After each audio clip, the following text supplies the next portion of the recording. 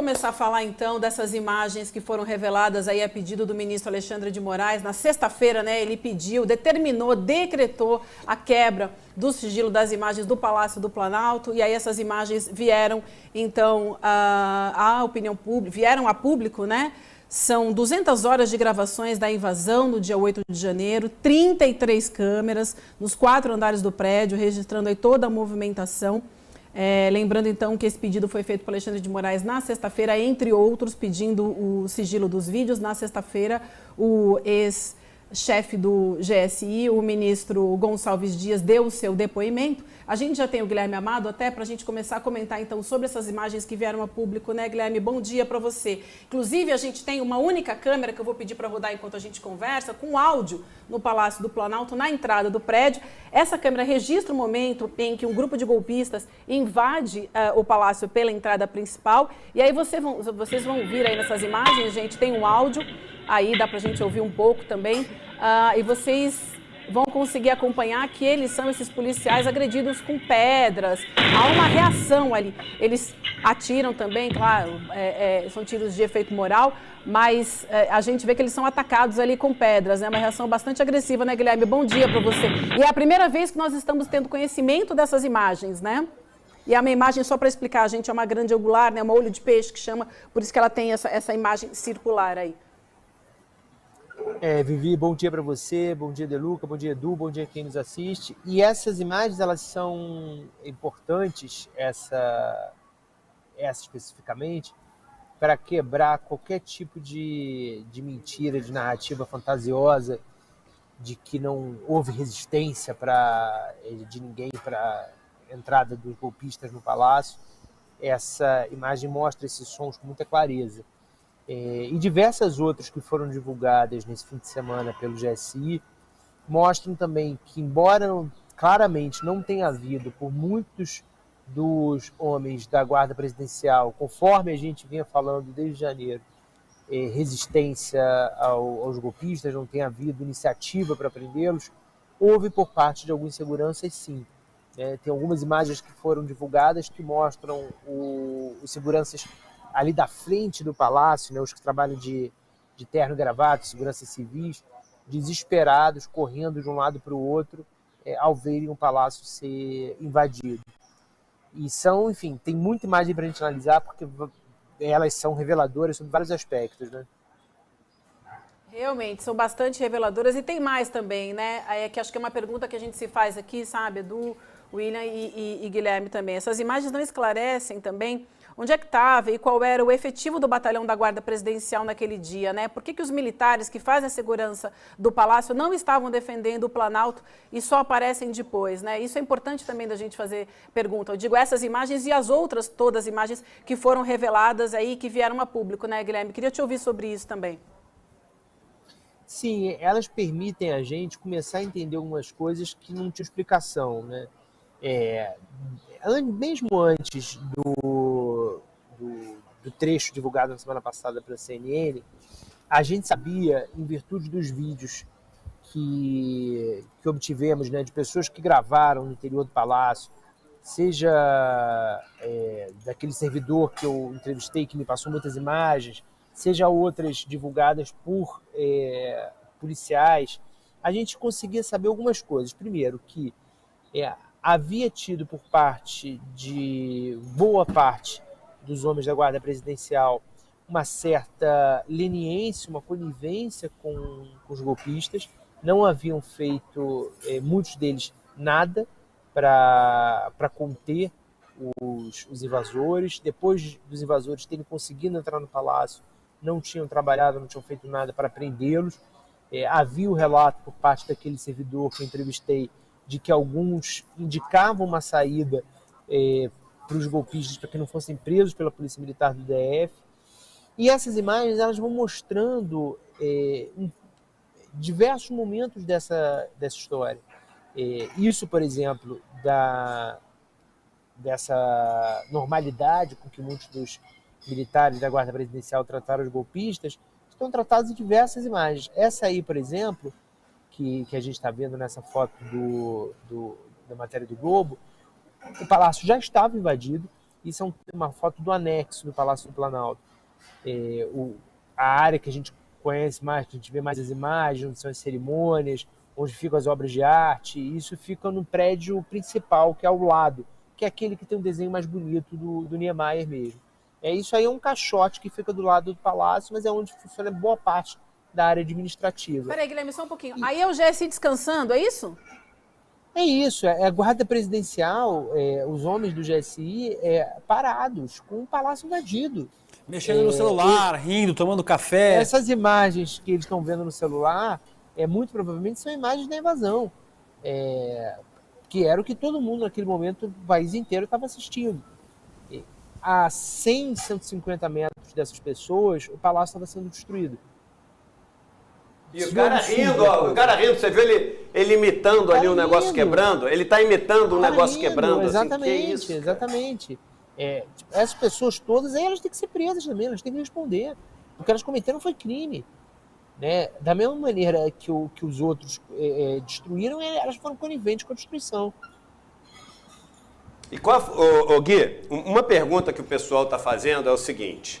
Mas vem cá, chegou aquela galera toda, os caras também não são loucos de entrar ali para dar uma de herói.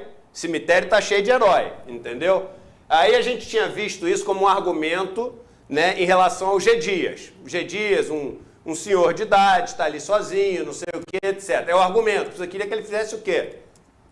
Porque essa história do Coroa conseguir derrubar 50 pessoas, só o Clint Eastwood no filme de Hollywood. Porque não é simples ali. O negócio está sendo atacado, você está sozinho, etc. Mas a gente está vendo várias pessoas aí que poderiam estar ajudando.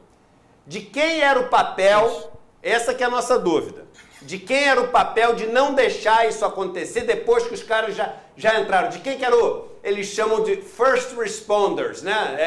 Os primeiros a responder ali o negócio. É a linha de frente. De quem era o papel de ser a linha de frente para poder defender ali o patrimônio e os gabinetes e etc. Era dessa turma que está rindo aí papeando e acompanhando a tragédia pelo celular? Era dessa turma? Dessa turma toda, Edu. Uma coisa é se cobrar de alguém que está de roupa comum, sem equipamento, sem armamento. Mas vai lá como herói para tentar. Não. Veja o que essas pessoas têm. Essas pessoas têm capacete, eles têm colete, eles têm arma não letal ali. Na mão dele ali, laranja, você vê gás lacrimogêneo. Uhum. Na mão do outro, ele tinha uma arma de bala de borracha. Essas pessoas, elas são equipadas para isso. Olha o capacete. Então, são exatamente essas pessoas que tinham que ter entrado lá e feito esse trabalho. E do G. Dias, eu concordo com você que não dava para ele ser o Clint Eastwood e ir lá pegar uma cadeira e partir com a cadeira para cima dos golpistas. É claro que não. Mas o comando cabia a ele. O comando de comandar aquelas pessoas cabia a ele. O general era ele. Perfeito. O que me indignou naquelas imagens da semana passada não era ele passeando ali no coisa. Eram todos passeando.